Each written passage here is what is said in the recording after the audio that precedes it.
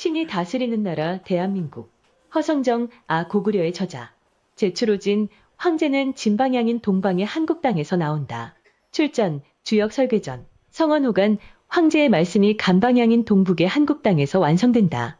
출전, 주역 설괴전. 삼판모군 시왕출, 3과 8과 목방향인 한국 땅에서 황제가 출현한다. 출전, 격암유록. 무부지자, 영성왕제 허경영은 아버지가 없는 어머니의 유전자로 태어난다. 출전, 격암유록. 여자의 후손. 예수와 재림내수 허경영은 목의 유전자로 태어난 여자의 후손이다. 출전, 성서창세기. 공전멸병 김해김씨를 비우면 허씨가 남는다. 그것이 메시아의 성씨다. 출전, 송하비결. 천억권례 하늘이 허락한 권력, 즉 허씨 권력이 한국 땅에 온다. 허씨성의 비밀. 허씨는 십자가 위에 있는 사람의 말씀이라는 상형문자 내지 회의문자이다. 인류의 메시아가 동방 땅 그런데 전번에 배너 보고 너는 어디서 왔느냐 이러니까 배너가 뭐라고 그랬어? 자기는 유다족의 허씨 가문의 사람이다. 딱 그러죠? 배너 영화에 나오죠? 그래서 벤허. 알죠? 이름은 유다야. 자기는 유다 집안에서 온 허시다. 딱 이러잖아. 영어로도 그렇게 나오대. 그러니까 그 배너에서 왜 허시가 나오냐고. 알겠죠? 여기 보면 내가 나오죠. 여기 공전멸병에 허시가 나오죠. 다 이렇게. 그리고 또 여기 안 나왔는데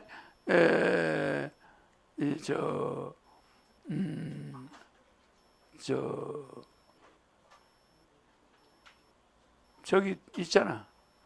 저기 저 하면 몰라요? 거기에서 허참봉이 나와. 허참봉. 상실험 대회. 미국 우리 러시아, 중국, 일본, 미국이 싸우는 상실험판에 허시가 나오면 허참봉이 나오죠? 허참봉이 나오면 씨름이 끝나. 그러면 씨름이 끝나면 허참봉이 뭐를 타고 간다고? 소를 타고 간다. 이긴 자가 그 5개 나라 중에 이긴 자가 한국이고 거기에서 이긴 자가 나오는데 그래서 그 자를 메시아를 이긴 자라고도 해. 그 이긴 자가 소를 탄다. 황소 한 마리를 준다. 맞아 안 맞아? 그래 내가 소띠야. 그래서 소를 타고 내 이름에 보면 소가 들어있지. 그러니까 소가 이긴 자의 선물이고 그 자가 그게 한반도야. 거기에서 허참봉이가 씨름판에서 이긴다. 맞아 안 맞아? 세계 통일한다 이 말이야. 그게 어디에 나와? 무슨 경전 60장에 나와?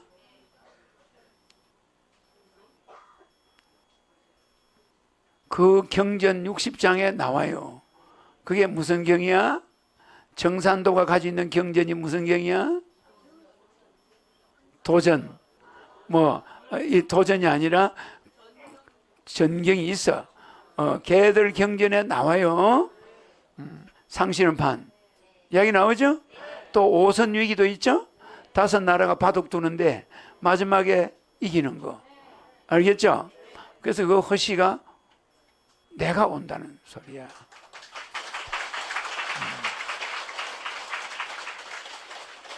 그래서 허참봉은 이름을 걔들이 모르니까 성신은 허시라는 걸 알아. 그러니까 허참봉이 온다. 알았죠? 대한민국으로 오고 그 메시아의 이름이 허시성을 가진 사람이라는 말을 모아보았다. 동서양의 각종 예언서에서 허경영이 인류의 메시아요 재림예수임을 증거할 수 있는 기록은 얼마든지 찾을 수 있다. 여기에 또 하나의 예를 들어보자. 격암유록의 농군가에는 그 인류의 메시아가 경기도 양주시 고령산 아래에 건립하고 있는 새 예루살렘성인 하늘궁 본관터의 자리를 잡는 것으로 되어 있다. 즉 천주대당 축고산이다.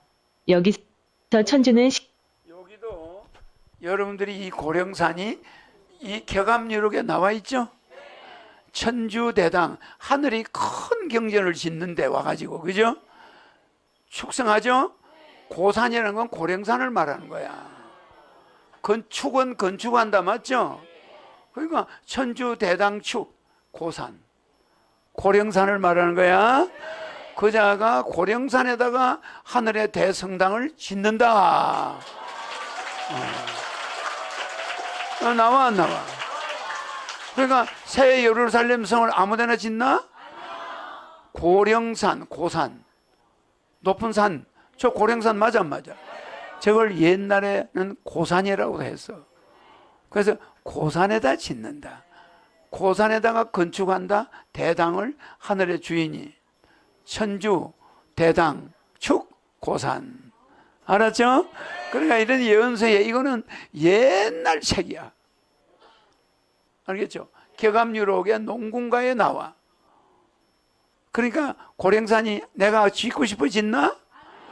이 자리가 예정돼 있는 자리다. 그래서 그냥 여러분들이 이 자리에 오면은 마음이 편안해지는 거고 신성한 자리입니다. 이 자리에 올 때는 신성한 마음으로 여러분들이 이게 예언돼 있는 장소구나. 천주 대당을 아무데나 세우나 고산에, 고령산에 세운다.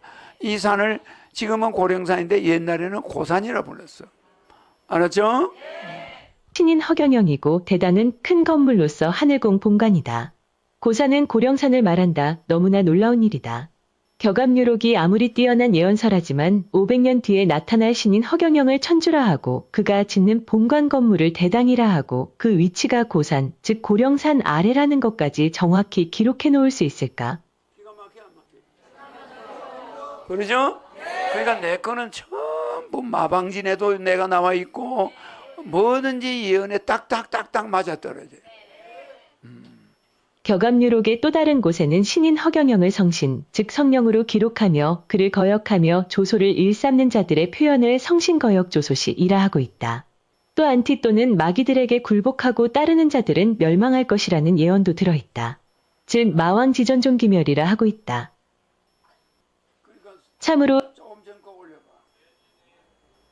빠꾸 해봐. 여기 보면 성신거역조소서 있죠? 여기 마귀들이 나를 괴롭힌다고 돼 있죠? 그런데 마지막에 뭐예요? 마왕지전 종기멸. 또 올려봐. 그 사람들이 참으로 혀를 내둘 기록이다. 그죠? 그들이 결국은 멸망한다 이 소리야. 이 자리는 건설하게끔 돼 있어. 그럼 내가 그들의 방해를 무슨 안티들의 방해를 받아도 짓겠죠. 여러분들이 지어야 돼. 내가 왔다리 갔다리 해도 이상이 없어요. 알겠죠? 참으로 혀를 내두를 기록이다. 500년이라는 시차를 두고도 거울을 내다보듯 정확한 예언을 기록하고 있다. 이를 보더라도 인류의 메시아요 재림내수인 허경영은 성부 성자 성령 삼위일체의 위격을 한 몸에 입고 이 땅에 강림한 창조주의 화신임이 틀림없다. 오늘의 주제는 우리 역사에 등장하는 신의 개입에 관한 여러 가지 주변 얘기다. 한반도는 메시아가 올 수밖에 없는 여러 가지 이유를 가지고 있는 땅이다. 지금부터 신인 허경영이 들려주는 강의를 들어보자. 메시아는 아름다운 금수강산 대한민국에 강림하지 않을 수 없었다. 우리나라의 음양태극기는 대립과 갈등의 상징일까? 아니면 우주의 모든 기운이 음과 양으로 응축되어 나타나는 에너지의 상징일까? 한국의 태극기나 우리나라의 지정학적 위치를 살펴보면 허경영이라는 신인 내지 인류의 메시아가 왜 한반도로 왔는가를 알 수 있다. 한반도는 세계에 존재하는 모든 에너지의 총본부이다. 한반도는 미륵이나 재림예수가 올 수밖에 없는 장소이다. 그만큼 에너지가 충만한 장소이다. 우리나라 바닷물의 이동 상황을 보면 북태평양의 한류와 남태평양의 난류가 남북한의 접경장소인 동해 38선에서 만난다.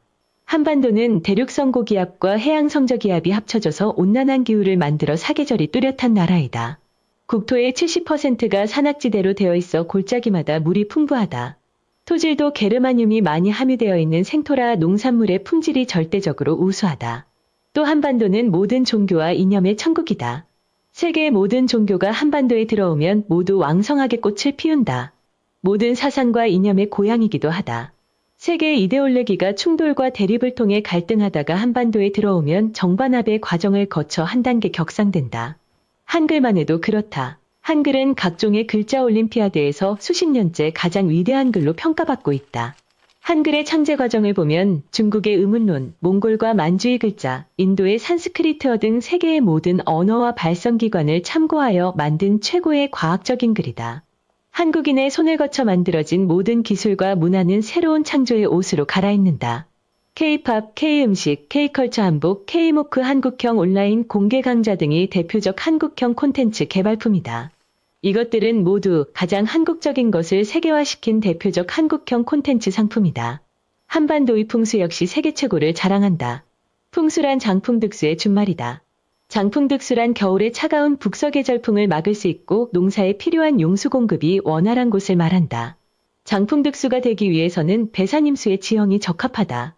배산임수란 뒤로는 산으로 둘러싸이고 앞으로는 물이 흐르는 곳이다. 우리나라는 완벽한 풍수를 가진 나라이다. 우리나라의 수도인 서울을 볼 때 백두산에서 이어온 33개의 산들이 겹겹이 쌓여 있고 물 역시 남한강과 북한강이 천리를 달려와서 양수리에서 한강을 이룬다. 그 한강이 서울을 휘감아 흐르니 산수교합과 음양교합이 완벽하게 이루어져 있다. 서울은 전형적인 배산임수의 명당입지다. 세계에서 수도가 이렇게 명당에 자리 잡고 있는 곳은 없다. 그러므로 우리나라의 서울은 세계에서 으뜸가는 수도이다. 한반도 전체의 풍수도 완벽하다. 풍수의 또 다른 기본은 좌청룡 500호 북현무남 주작이 완벽해야 하는데 이 역시 우리나라가 최고다. 우리나라의 좌청룡은 일본이다. 외청룡은 미국과 남아메리카다. 우리나라의 500호는 중국이다. 외백호는 유럽과 아프리카다. 한반도의 북쪽인 만주와 러시아는 북현무에 속한다. 우리나라의 안산풍수 역시 세계 최고이다. 남주작에 해당하는 안산에는 제주가 있고 그 밑에 대만, 필리핀, 호주 대륙이 있다. 즉 한반도는 좌청룡 500호 북현문 남주작 그 한가운데에 위치하고 있다. 이를테면 배추를 엎어놓은 것 같은 배추 속립 가장 복판에 한반도가 존재한다. 지도를 놓고 보면 5대양 6대주의 가장 중심에 있는 것이 한반도다. 자동차로 말하면 자동차 키박스가 있는 곳이 한반도다.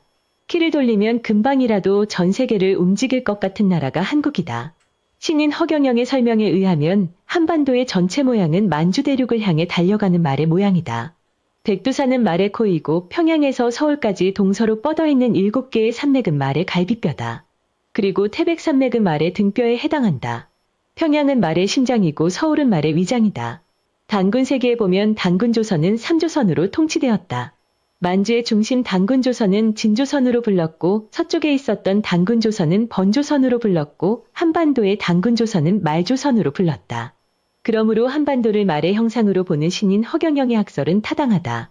지금의 일본과 한국 사이에 있는 대마도라는 섬은 말조선, 즉 한반도의 마안을 마주보고 있는 섬이라는 뜻이다.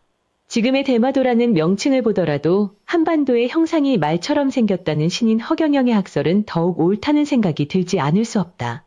한반도의 지형이 말의 형상이 확실하다는 측면에서 신인 허경영이 작사 혹은 개사한 북행열차라는 행진곡은 만주대륙과 러시아를 향해 달려가는 한국인의 기상을 잘 나타낸 아주 의미 있는 행진곡이 아닐 수 없다. 만주대륙은 단군조선과 고구려가 도읍한 곳이다.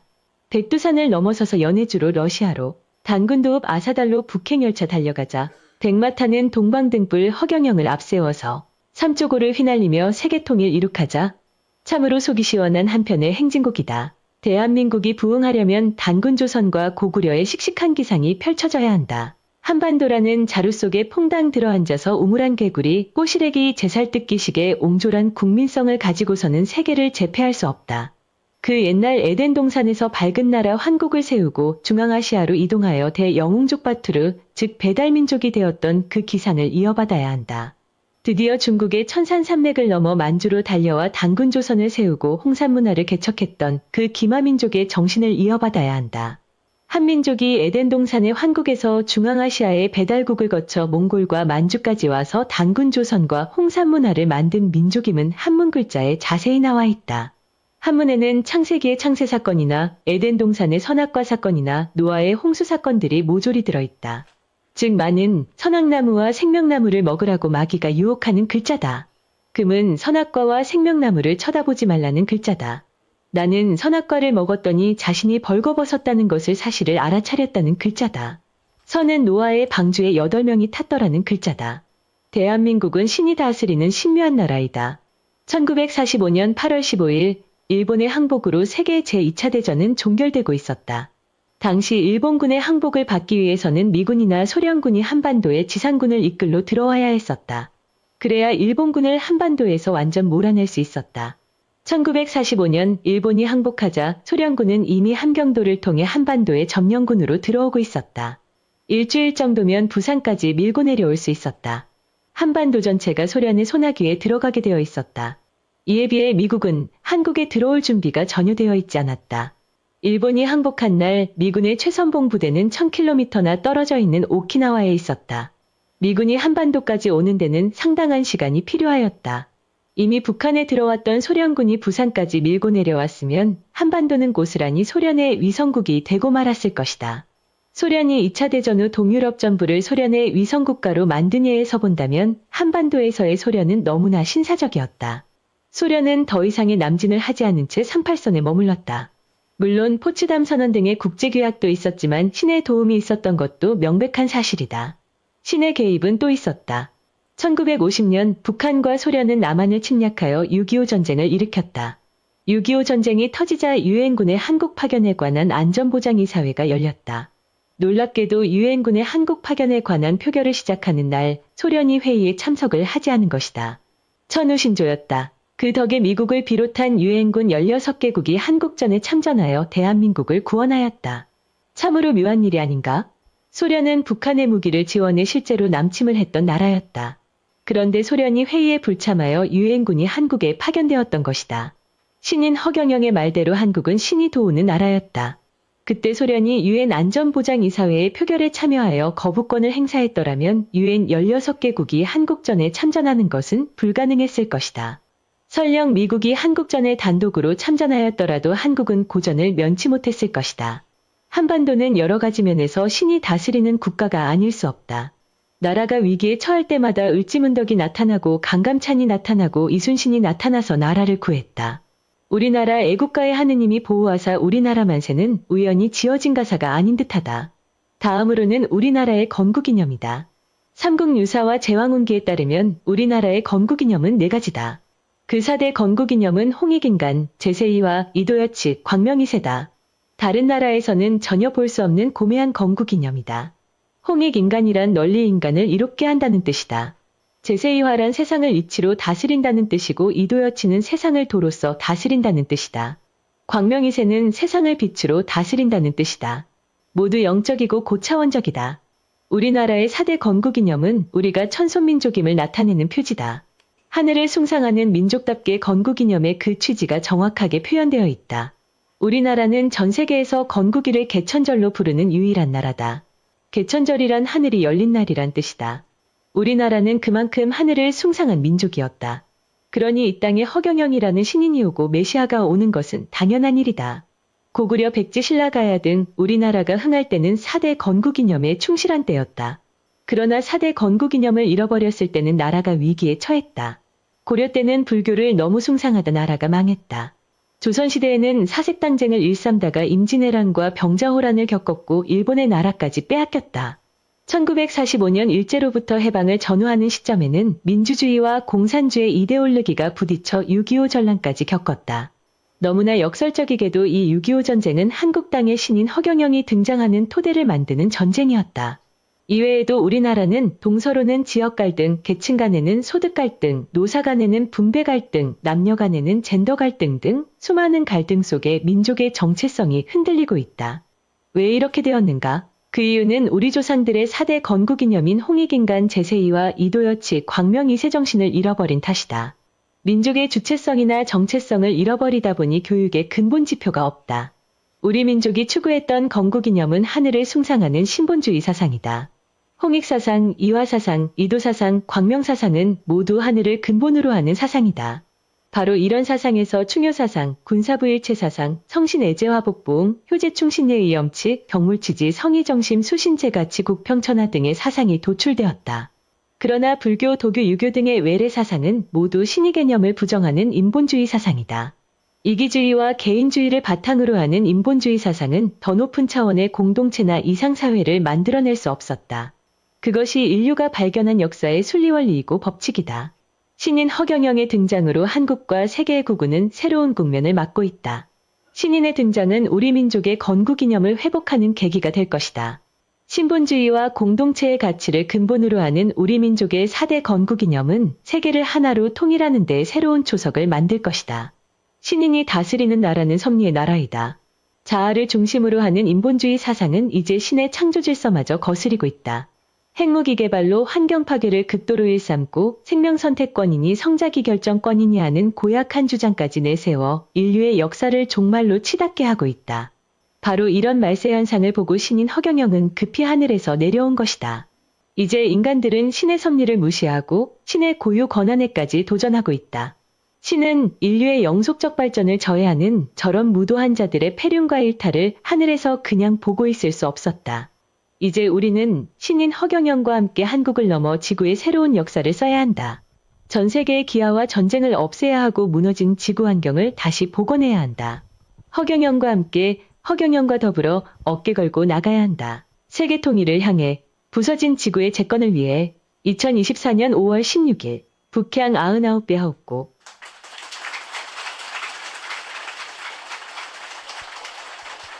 무료급식 사이트 잘 이해가죠? 이해가 안 가는 사람이 있으면 물어요. 요 부분에 대해서 이해가 안 간다 싶으면 여러분들이 신인이 왔는데 안 온 것처럼 내가 하죠. 그래야 진짜 나를 만나야 될 사람들이 오는 거야. 내가 강화문에서 갑자기 나타나면 어떤 일이 일어날까? 힘센 사람들이 다 차지하겠죠? 그러면 진짜 한 사람들은 백군갈사는 못 오는 거야. 왜 그 사람들이 금방 알아보는 건 안 좋아요? 먼저 여러분들이 다 알아보고 그 사람들은 나중에 와야 돼. 알았죠? 그래서 먼저 필요한 사람을 다 구하고 나중에 그 사람들이 섞이는 건 괜찮아.